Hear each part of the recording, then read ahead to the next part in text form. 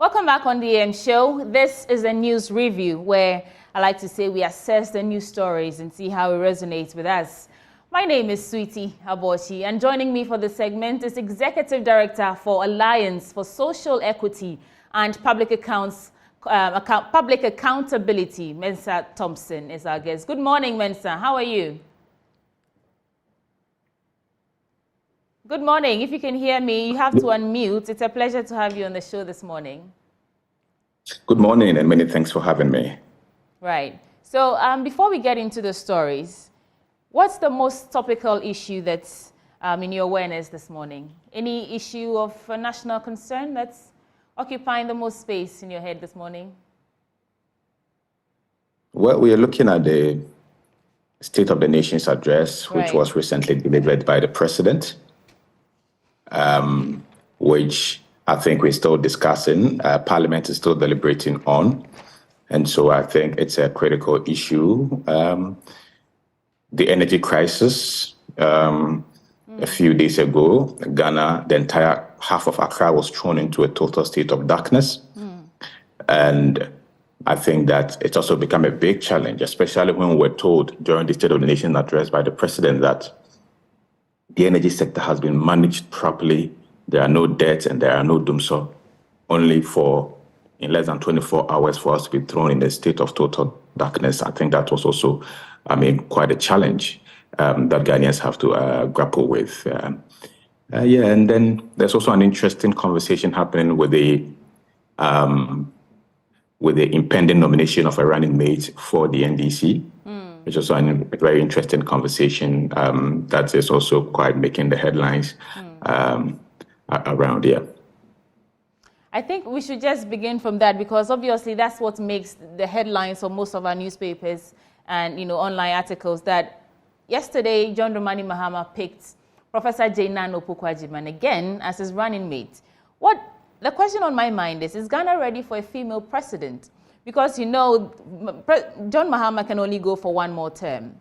Do you think Ghana is ready for that? Should John Mahama win the bid to become president and he completes that one term, there's a possibility that Professor Jane and Opoku-Agyemang would assume his position as president. Do you think we are ready for that? Of course. There's never a good time for anything. As a gender activist myself, I think it's going to be a very, very interesting scenario. We've been grappling with the affirmative action bill in Parliament for quite some time. Again, we've also been grappling with the number of female representation in Parliament, which is always below 30%. In fact, in the last Parliament, it was just about 22%, which we think is poorly inadequate. And so, women participation in our democratic process, women participation in our governance process is very, very key. And so anything that augments that, I think is something that, we firmly support, and we think that, maybe the women will be a bit more compassionate. Then again, we've seen women occupy certain positions and they have not fared quite properly. Several instances I can mention. And so I think the focus is how do we encourage and groom more competent females to be, involved, in our politics, in our democratic process, in governance, to contribute, their quota to national development. And I think that that is what, must be done. A lot of policies needs to be taken, including, reducing the cost burden of politics and elections to create room for women and, competent women to participate in politics. Also, our politics is a bit too polarized. The insults and the attacks do not also sometimes encourage certain well-meaning, female professionals to also, go into it. But if you look at the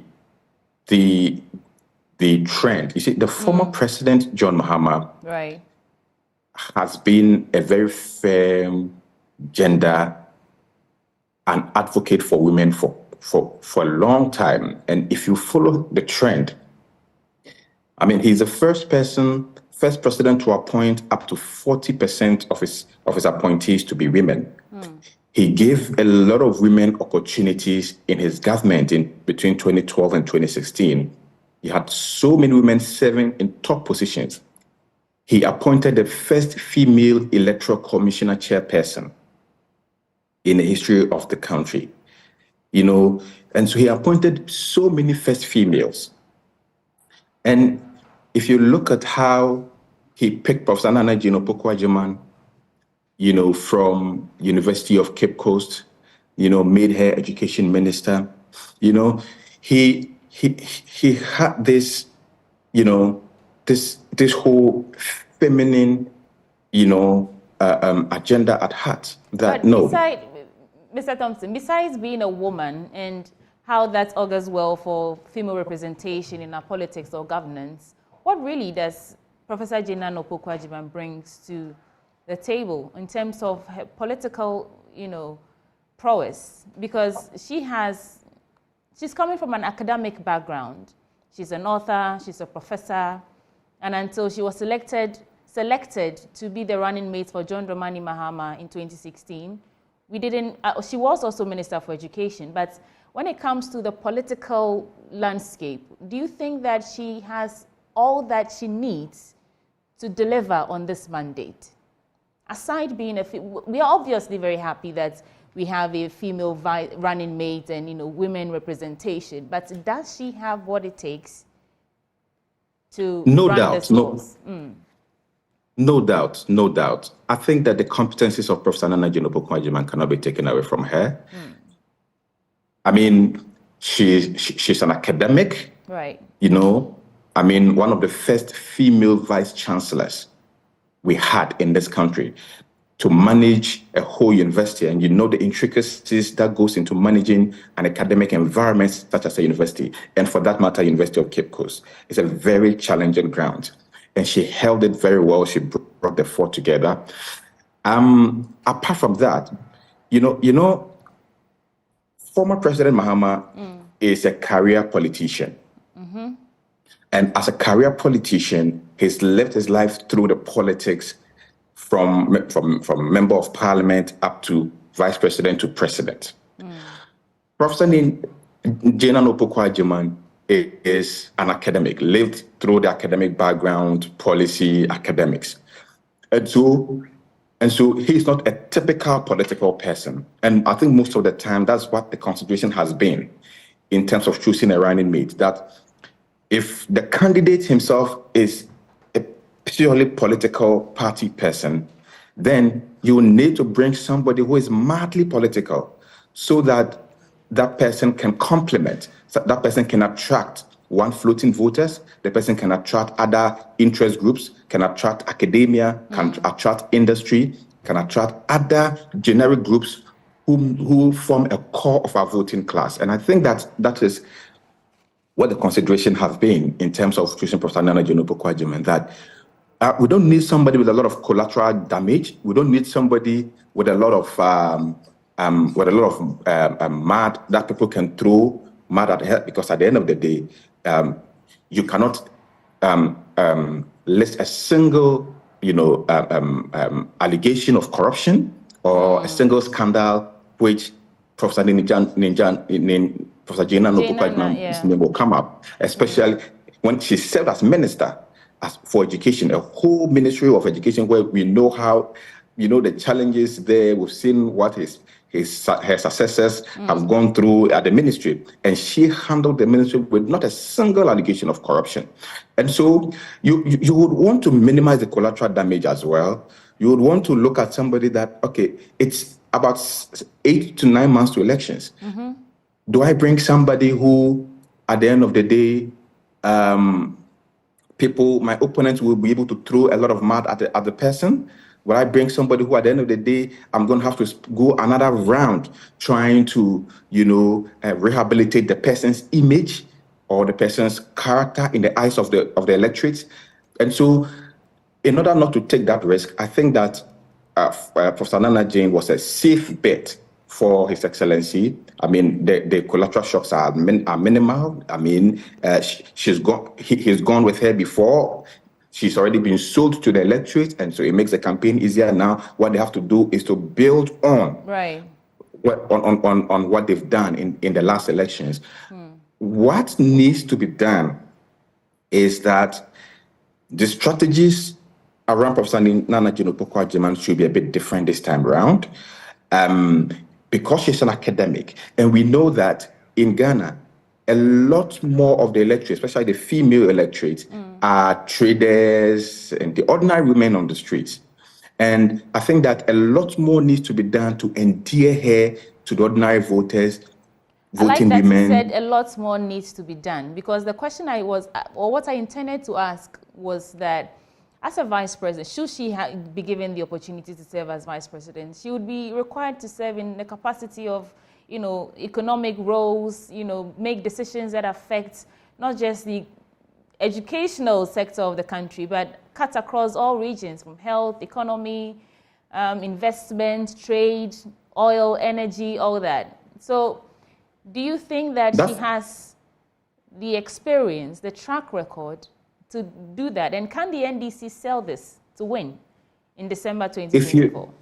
If you know how difficult it is to run a university, running a university is like running a country.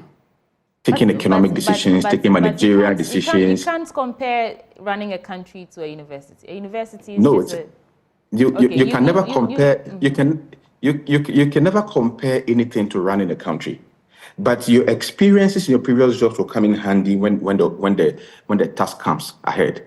And so that's why I'm saying that if you look at the intricate nature of running an academic institution, academic environment, which include managing people, managing resources, managing everything. I mean, economics is not a rocket science. We've seen people with PhDs in economics thrown our country into a state of mess. Did you say economics is not rocket science? Yes, but we've seen, head of the EMTs who are not economists, like former President John Mahama. When he was as the EMT, he was not an economist. But we experienced the highest growth in the last 15 to 20 years in our economy under him as head of the economic management team in 2011. And so it is not rocket science. It is not the big English. It's not the economic theory that you can propound. It's about the simple decisions.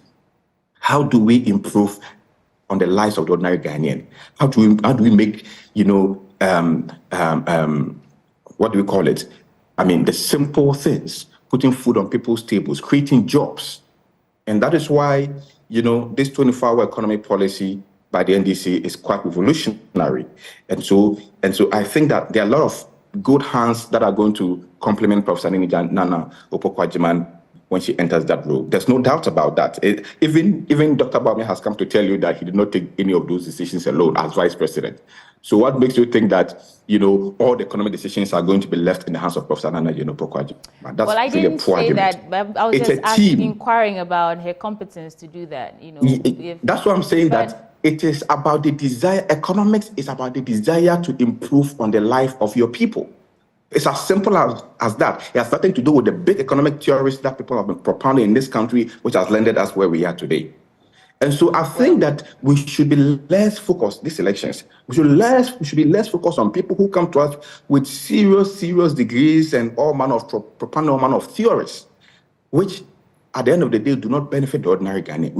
We should be listening to people who come with simple economic policies, the basic things that are going to improve the life of the ordinary Ghanaian, to bring the price of goods and services down, to bring the exchange rate, the economic fundamentals down, to create jobs for the people. Those are the things that we want to hear in these elections, not people who come and tell us theories. Let me follow through from where you are in your trail of thoughts, and ask, when you talk about simple economic policies, what did you think about the President's State of the Nation's address and his praises of some of the policies that he says has contributed to the stabilization and growth or reduction of inflation in the country? Specifically, he mentioned the gold for oil policy, that's the reason why inflation has gone down and the country's economy is looking good. Is that a simple economic policy? Is that the sort of policy that you think we need? What did you think about it? Is it? Is I'm it? asking you. I think the president has lost sight of reality. I mean, listening to him during the State of the Nation address gave me a very strong impression that this president is either he's not getting the proper briefings, either the people who are writing his speeches are being economical with the truth, or either he himself is very, very detached from the realities of the people and the realities of the country. And for once, I thought it was another country, State of the Nation, he was reading. I didn't feel that was this country, a State of the Nation. I mean, State of the Nation is not a budget reading, neither it is a political campaign platform, neither is it a place to make lofty promises again after 7 years. Right. You know, I've heard people review the State of the Nation's address, and even Professor Ade yesterday said it's one of the best he's heard. Some would argue that indeed, the way they're running this gold for oil thing, buying oil, yes, in CDs, and completely removing the dollar in the transaction of all that, actually does good for us. Do you want me to go into the good for oil? I was trying to avoid the good for oil. Well, because you mentioned policies, and I'm just trying to make a point that you cannot say that we need simple economic policy. There's nothing like a simple economic policy. Every economic policy has repercussions on the growth or stability of the economy. So, well, please share your thoughts. I will not interrupt you. Go on. Yeah. Yes. So the fundamentals, right? So the economy. When I say simple economic policies, I'm looking at the fundamentals of the economy, the basic microeconomic indicators. One, the things that improve the lives of the people. Two, providing basic infrastructure to expand trade, providing the enabling environment in terms of managing the monetary aspect of the economy. You know, the economy is run on two fronts, the fiscal front and the monetary front. Managing the monetary front well, and then also managing the fiscal well. If you manage the fiscal well, it affects internal trade and its activities. And we've seen consistently in the last 7 years that, you know, this government has been quite contradictory in its economic policy implementations. And I'll give you an example. In the 2024 budget, the finance minister who runs the fiscal front of the economy went to Parliament, wants to increase VAT by about 2.7 or 2.5%, you know, want to put additional taxes, levies, and what have you. And all these taxes and levies are triggers to inflation. They are things that are going to trigger inflation because they are consumption taxes. VAT is a consumption tax. Any addition of VAT, you know, will skyrocket, you know, price of goods and services on the market. Now, when price of goods and services goes up on the market, what does the central bank who manages the monetary front do? What they do is that they also then try to manage the inflation by increasing the policy rate. Well, what happens when the central bank increases the policy rate is that interest rates goes up, lending rates goes up. And businesses now do not have access to capital, or they have access to capital at expensive or high cost. That is inimical to businesses. And that is what has created the unprecedented unemployment crisis we are in. Because businesses cannot grow anymore because of the taxes that has been propounded on businesses in this country. Import duties. Go to the port. Today, Jubilee is like a cemetery. People used to do 100 containers a day. Today are not even doing one. And so when we talk about simple economic policies, it's not about the theories you've learned in books that you come and sit and give us in a lecture. It's about understanding the needs of the people. What do the people of Ghana need now at this particular moment? Is it economic theories or is it jobs? If it is jobs, how do I create jobs for the people? And that's why we don't need people whose head is filled with only economic theories, but with no attachment to the realities of the people, who come and stand in front of us and 7 years after being in office, still want to propound to us economic theories. We're not going to accept that. And that's why I'm saying that we've seen people who were not economists as head of the economic management team. Right. And they've done very, very better than even the people with economic degrees. Look at Dr. Aliu Mahama as head of the economic management team under President Akufo, where we enjoy some of the best stability in the history of our country. Interest rates were very low. Our banks were chasing people with loans. Aliu Mahama was an engineer or an architect or so. He wasn't an economist. But as head of the economic management team, based on the advice and the team he worked with, he was able to achieve that stability for us in terms of the economy. And so, Professor Jane and Opoku-Agyemang not being an economist, does not in any way affect the management or her ability to understand the needs of the people. Because you don't need an economic degree to understand the needs of Ghanaians as we speak. You don't need an economic degree. Okay. You just need a brain to understand and compassion, be able to be sensitive about the plight, what the ordinary market woman is going through at this stage in the life of our country.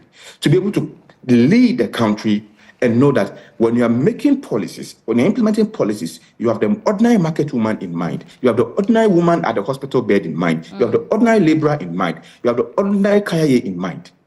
Those are the people, those are the qualities we need now in terms of running this country, and not the economic theorists, not people who come and give us lectures. Right. Let's move on to the issue of the power outages that we are facing recently. Yesterday, we saw the two brothers in Parliament debating, and John Jinapor said categorically that the country is broke. We cannot afford to buy fuel to power thermal plants to supply energy to everywhere. And we even saw that while in Parliament, the Electricity Company of Ghana disconnected the Parliament House of the grid. What are your thoughts on what's happening in the country? Obviously, it's not doomsday. Or is it doomsday? It is. Okay. It is doomsday. All right. It is doomsday. In 2015, when we entered into an energy crisis, we were told that the crisis was from two fronts. One, the generational front, because the capacities that government had was quite lower. We didn't have a lot of generational capacity to meet the demand that we have. And two, it was also financial, because government did not have money to be able to pay for gas that we were getting from WAPCO and other traders. And so it was two fronts, and that's what gives us doing so. Today, we have adequate capacity, to the extent that the people in government now are telling us today that the previous government left us with excess capacity, more than what actually we need in terms of capacity. And so, if it is generational capacity and financial capacity, and today we have excess capacity, then what is the problem? It's only one, it's financial. Yes. ECG is in serious debt. The IPPs are owed to the brim. People and government entities are on top of the creditors list of ECG. Yeah. And I like what they said. Disconnection is for everybody, whether you're a government, official institution, or an independent, household. Disconnections are for everybody. Go on. But you know what this tells you? This gives you, an idea of the destruction and the poor management that has happened in the last 7 years. And so you could see that the mismanagement is not really only at the national level. It goes down to the government department and agencies. It goes down up to the ministries. It goes down up to all state institutions. Because how can an institution like Parliament be disconnected? Yeah. While they were talking about power, I thought that made interesting TV to watch. A day after the president went to stand there during the State of the Nation address to tell us that he has managed the power sector well, there are no debts and there is no doomsday. And we are not angry. We are not asking questions. We are not demanding accountability, that Mr. President. Less than 24 hours ago, you came to stand this place, this same parliament, to tell us that you have managed the power sector well, there are no debts and there are no doom so. How then has the institution of parliament undergone a power disconnection in such a manner that even threatened the lives of some of the staffs of parliament? I heard some people were trapped in elevators in the house, and it was bizarre. You know, and we need to demand accountability for some of these things. The power sector has been poorly mismanaged. The previous government brought what we call ESLA. The purpose of ESLA was to resolve the legacy debt in the energy sector.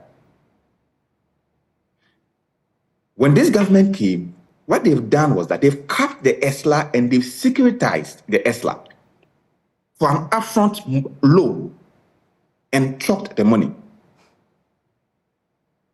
And so now the process of ESLA that should be going to pay the legacy debt in the sector is now being used to service loans.